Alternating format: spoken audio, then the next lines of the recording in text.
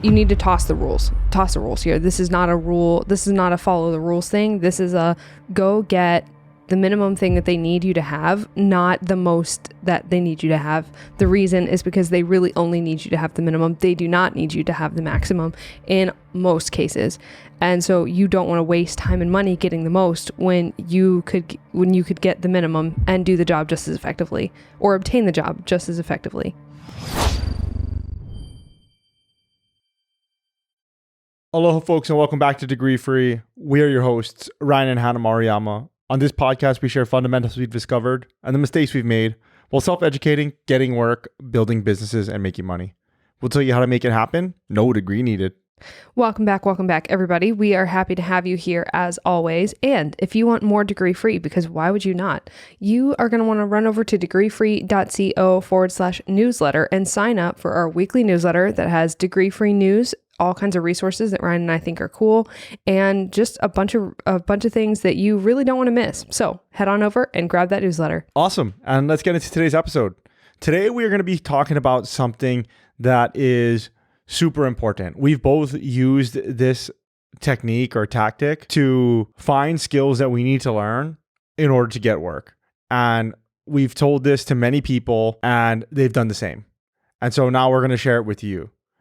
We call it finding a job backwards. And it's pretty simple once we break it down. And we're going to break that down today. Yeah, this seems like one of those things that really should be taught to people. And it surprises me when I speak about this that most people have not been taught to look and read job listings this way, or to even search for jobs in this way. But to me, this is the lowest risk way someone can look for a job, or they can pick a skill or certification to get or to pay for. Yeah. And so I guess quickly, who this is for, it's really for anybody that's looking to get work that they don't currently have the skills for.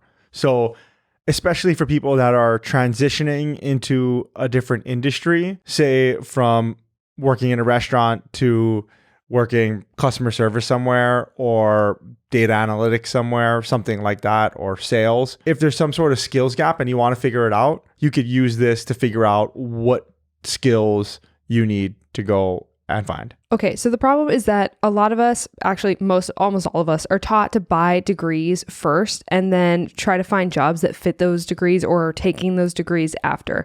The problem with that is you guess and you gamble basically at first. You take a huge gamble that the degree that you're buying, one, you're still going to be interested in by the time you graduate, two, that there's going to be a job market for it, and three, that somebody in the job market actually needs you to have that degree in order to do the job that you got the degree for. So the problem with that is that it exposes you to a lot of risk time-wise and money-wise. We're taught to buy degrees, certifications, courses, and educational material, and then shrink our job search to whatever that qualifies us for. But instead, what we should be doing is we should be looking for jobs that we want. And then from there, we should be looking at the job descriptions and breaking down what the job says they want us to have. So that's finding a job backwards. You need to go to the source of the job listing instead of going to somebody who's selling something that supposedly will help you get the job. Right. And this is the essence of finding a job backwards. So simply to give you the answer at the beginning, you're going to go to the job descriptions of the jobs that you want. You're going to analyze them, and then you're going to go and get the skills that the job requires. Mm-hmm. Very intuitive, very simple. Surprisingly, not a lot of people do this. No, very few people do. And a lot of people, when I explain this, they've never heard, it's never been suggested to them to use this method before. So a lot of people would be shocked to find out that they can get hired without buying anything. Many people could have gotten a very similar career outcome without buying a degree at all, or without buying any additional skills. Essentially, people shouldn't buy without looking into the jobs first. That is how you are going to make sure that you choose correctly, choose efficiently, and then how you're going to be able to make your case to a company that you're a good hire because you went and learned something specifically for them. Yeah, this is one of the things that we stress a lot about, and it's minimizing your risk. So college is a good example of maximizing the risk, basically. Yeah. $30,000 a year on average or so, and then 5.5 years, you're spending $150,000 with the hopes of getting a job at the end. And also with that, a lot of times you're really just fulfilling one line item on that job description, right? The bachelor's degree preferred, but you don't have all the other skills. So you still have to go and get all the other skills. So with this method, you would go and get the other skills first and not spend $30,000 a year on a hope and a prayer, basically. Right. And you're starting at the end instead of at the beginning. So you basically, what you're doing is you're going to look for the job description to find what education you're going to buy or take the time to learn. And so I think this is maybe why people don't do it too. To do that, you have to actually research the end goal and you have to know the end goal. And I think that's a huge barrier for a lot of people is they just don't want to sit down and do the thinking and do the research about it. They'd rather just take a path that's in front of them, even though that path is going to cost them way more at the end of the day. So basically what this is we're going to tell you simply how to go about doing that research and doing that thinking so that you can pick what you're going to learn. Exactly. And one of the things I will say up front is that in order for this to be effective, you kind of need to know which jobs you're looking at and which jobs you want. If you don't know that, one of the things you could do is the vocational creativity exercises. We talk about that in another podcast. You can go and look that up. And we also have a blog post on that. And everybody should read that because you just it's stuff you need to know. It's going to be helpful to you in the future. Right. And that'll help you kind of figure out what jobs are out there. And I should have mentioned this at the very beginning of the episode, but this is a little difficult to explain via podcast. So we have a blog post, a how-to blog post that we've written up for you, and it is on our website. And you can just go to degreefree.co/podcast, find this episode, and then we'll link to it there. And there's actually examples of job descriptions too and illustrations of how, to show how to do this. Right. It's a little difficult via audio or if you're watching video without us like putting up graphics or examples. So we created the blog post so that you could have a guide. So like I said, if you kind of don't know what you want to do, this isn't really going to help. This might help a little bit because then you could see, okay, well, I'm thinking about doing sales or marketing, or I want to go into operations, and you don't know. And so you could do this technique for all three of those things. And then you could look and see the skills and be like, all right, well, I don't know if I can learn sales in X amount of weeks. I don't know if I can learn marketing in whatever time. And so you can kind of make your decision based on that. But basically, you're going to need a compass or at least a heading to where you're going. If you completely have no idea what you're doing or no idea what you want to do, which is normal, go back and look at our vocational creativity. You can listen to that episode and then go and read the blog post that we have on that as well. Yeah, that's going to be super helpful to a lot of you. I am positive having read through that. If you have a goal. So this is another thing. If you want to, you can also search via goal. So if you don't know what industry you want to be in, or you don't know the specific job title that you want because you really don't care and you have a different goal, that's fine. That actually makes this a little bit easier for you. So if your goal is to make $70K, you're going to Google jobs that pay $70K. If your goal is to work remotely, you're going to Google remote jobs because you're willing to take whatever as long as it's remote. If your goal is to have a 4-day work week, you're going to Google 4-day companies that have 4-day work weeks and see what jobs come up and what jobs are open. And then you're going to go from there and see what skills. So you see how if you have a goal that's not job title specific or industry specific, you can look in different ways. Perfect. And if we can just kind of go over some of the finer points of how to do this, that'd be great.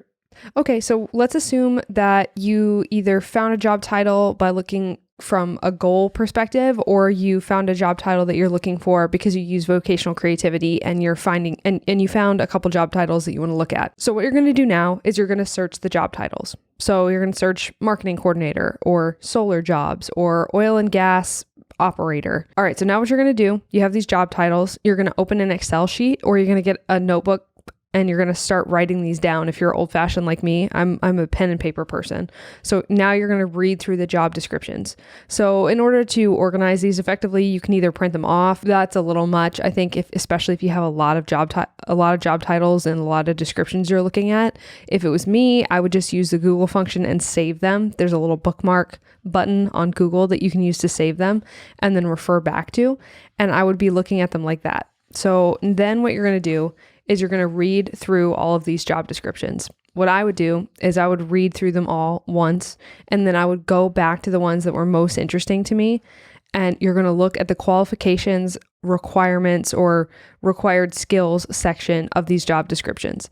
You're going to immediately disregard the college degree requirement and the years of experience required. The reason is because they're not real rules. They don't actually care, and you don't have to self-eliminate in order to get that job. What you need to do instead is apply if you want it. If you self-eliminate, you're definitely never going to get the job. We talk about this at length, but if you don't apply at all, you're never going to get it. So if you're going to scare yourself off with the degree requirement, just rule that job out entirely. It's not worth your time. So now what you're going to do is you're going to move on to practical requirements. And what I mean by practical requirements are things in the job description where it tells you to do a specific thing. They need you to use a specific tool. They need you to have a specific skill. They need you to be able to complete a specific activity, and it's listed in the job description. So what you're going to do from here is you're going to take notes. So you're going to make 2 columns. Column 1 is going to be skills you have. So as you're reading through the job description, you are going to, as you come upon things that you can do or skills you already have, you're going to write them in column 1. Then you're going to make column 2. Column 2 is skills that you're coming across in the job description that you do not have. And you're going to keep a running list of these as you read through the job descriptions. Now, this is important. So once you've completed this and you've read through all of them and you've sorted the skills into 1 and 2, column 1 and column 2, you're going to look in column 2 and you are going to see which skills come up most often. So for example, one that's probably likely to come up pretty often is Excel. So let's say that you're looking at 10 job descriptions and 8 out of 10 of them say that they want you to master, be a master of Excel. You're going to note that 8 of these jobs want a master of Excel. It's probably worth going and taking an Excel course in order to know that you're able to complete a lot of tasks that somebody would give you on Excel, so that you now have basically open the door for yourself for 8 of these jobs. That's a really good one. Phone sales. Let's say 6 out of 10 of these jobs say they want you to have phone sales skills. Okay. Well, now you know that you need to practice that, right? If you have experience working at a call center or something like that, that would go in column 1, just as an example. Okay. So now let's say you're still looking at the same 10. You have Excel, you have phone skills, and let's say this is a tech job. So they want you to have a data analyst certification from Google. That is a certification that costs $39 a month, and you can go on Grow with Google and you can actually get the certification. So let's say 4 of these jobs look attractive to you and you go, okay, I can learn Excel, I can brush up on phone skills, and I can go get the Grow with Google data analyst certification. And that narrows it down. And you've now gotten a core set of skills that allows you to apply for at least 4 of these jobs, but probably the other ones as well, especially if they're in the same job family. So they're kind of similar. And that is the core of how you're going to do this process. So you're going from end to beginning. So you're going to the job description, you're finding out what they want, and then you're backtracking to figure out what skills you're going to learn. All right. So if you're looking at the job description and you realize that a lot of the skills or certifications required are going to cost time or money, what you want to do is you want to list them out. And this is you can use a separate sheet of Excel, or you can use your notebook and just make another column and put time and cost. Now, the way you're going to estimate time is you're going to go onto the official course or certification site and you're going to see what they estimate the amount of time it's going to take you to finish. And so you're going to write that down, and then you're going to cross-check that exact course. So let's say you want to be a Salesforce administrator. The Salesforce admin course, I think it says 6 months. And then you're going to go on Reddit or Quora and you're going to plug in Salesforce Administrator course time to complete. And you're going to see what other people say about how long it took them. Now, you want the official estimate, right? But 6 months is a really long time if you are really focused and you are trying to study and get the thing. I completed mine in 31 days. And I think a lot of people have the capacity to do it at that speed or even faster. And so you want to check it against crowdsourced information. Now, Reddit and Quora are just random strangers on the internet saying whatever, telling their stories. So take it with a grain of salt, but measure somewhere in between whatever Salesforce says, whatever Google says, whatever Oracle says about their course length. And it's somewhere in between the fastest people on Reddit and the official estimate is probably how long it's going to take people. You also, obviously, you're going to take the cost of the course from the official course site, and you're going to put these things in order. So if 10 out of 10 of your job listings require one of those certifications, that one's probably top priority. If 1 out of 10 requires one certification and that certification happens to be the most expensive one that's going to take you the most time, it really depends on your goals, right? If that's the job you want, if that specific job title is different and that's the one you want, and there's only one cert that you have to get in order to do it, that's probably the one you want to get.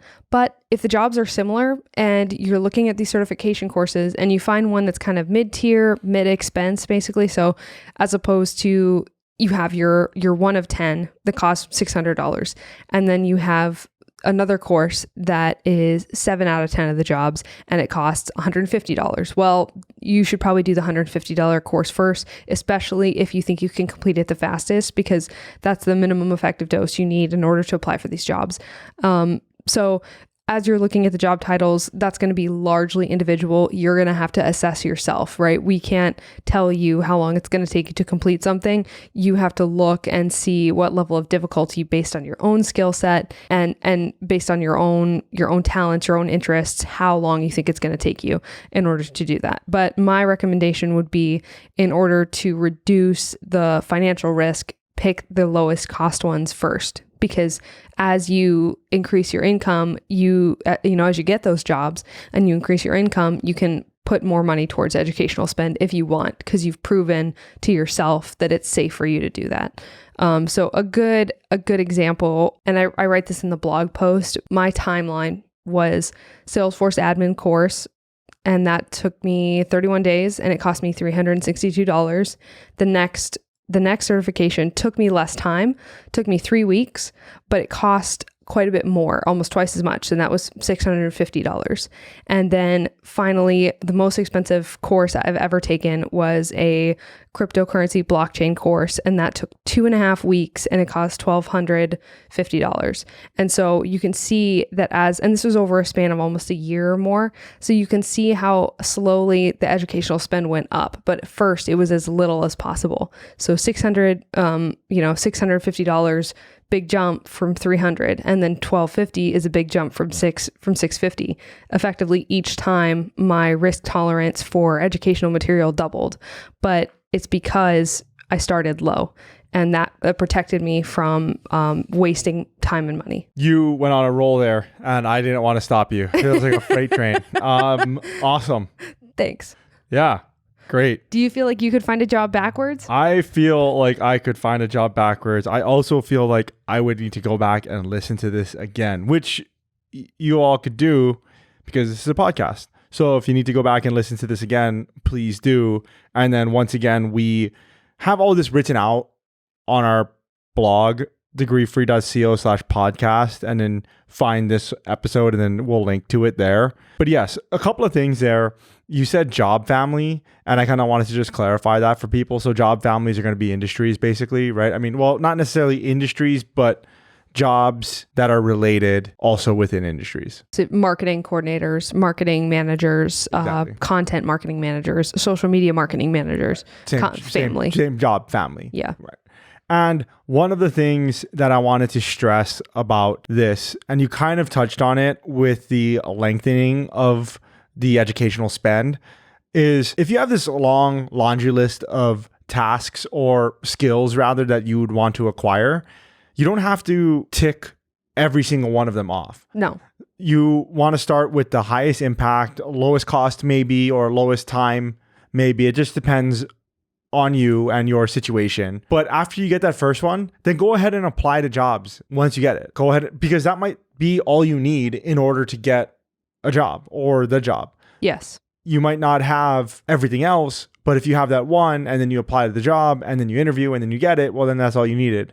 And then you can go and tackle the rest later. That's a really good point that you make. And it's especially important for people who are college graduates or more rule followers, that you don't have to, you need to toss the rules here. This is not a rule. This is not a follow the rules thing. This is a go get the minimum thing that they need you to have, not the most that they need you to have. The reason is because they really only need you to have the minimum. They do not need you to have the maximum in most cases.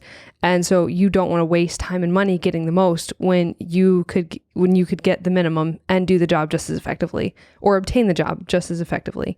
So that was a really good point that you made. That's exactly what I was going to say. As a rule follower myself, that's exactly what I would do.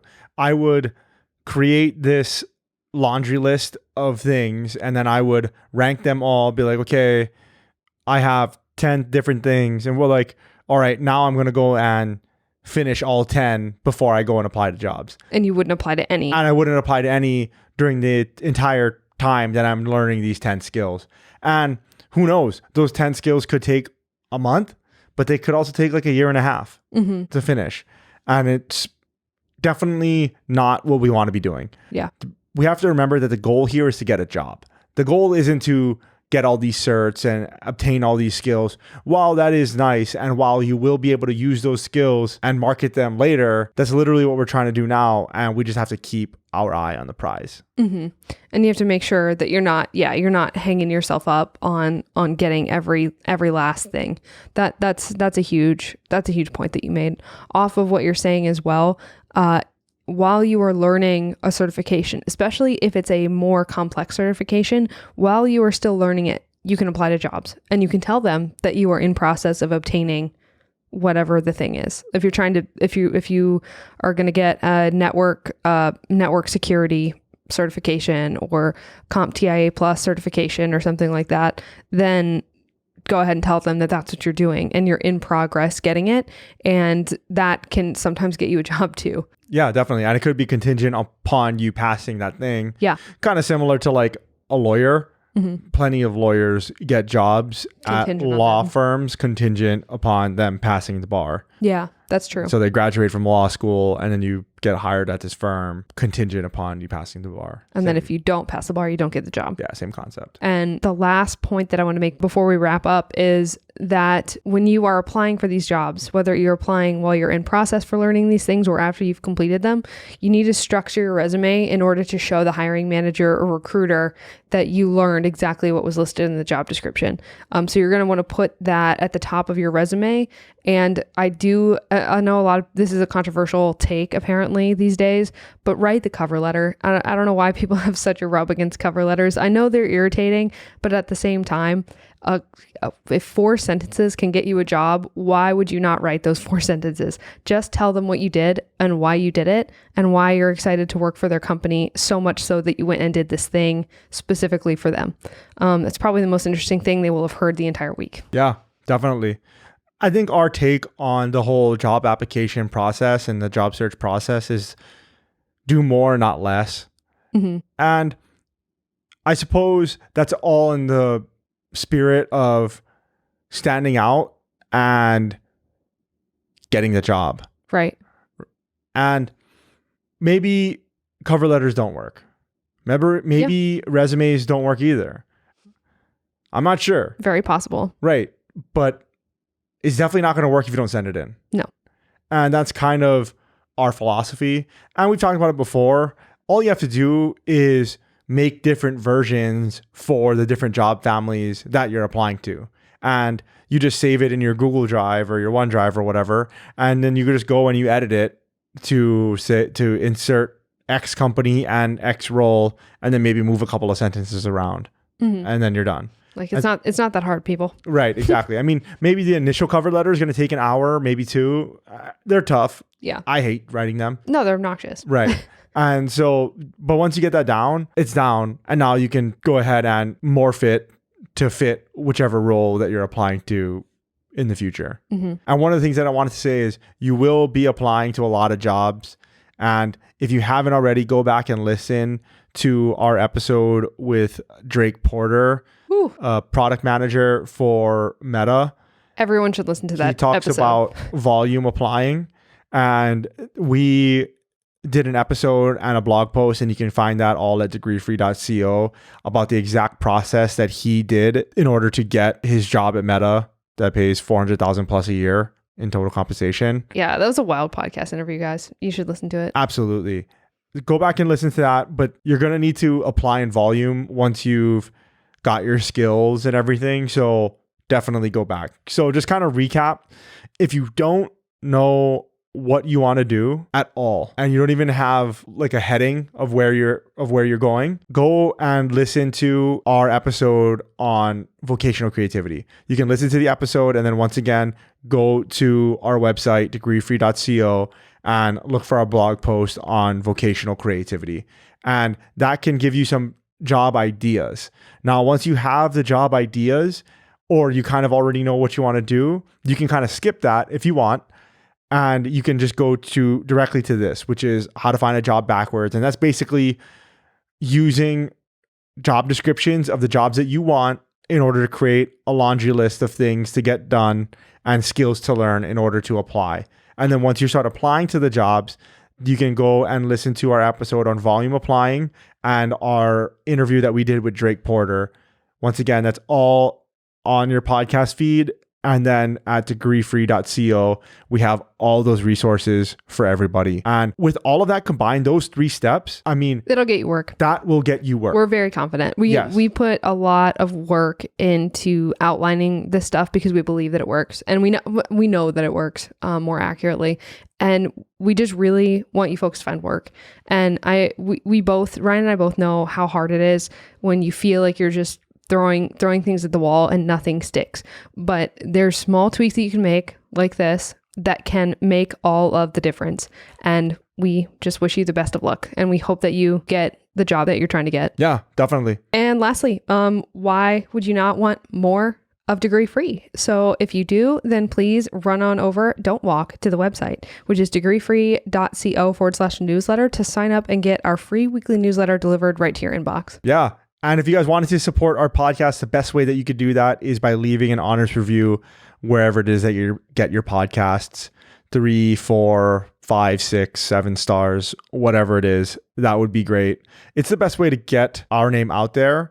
The second best way you can do is this was helpful to you and you know somebody else that this would be helpful to as well. Share it. Please share it with them. Right? Use that little share button. Share this episode with them. That would be great. But that's pretty much it. Until next time, guys. Aloha.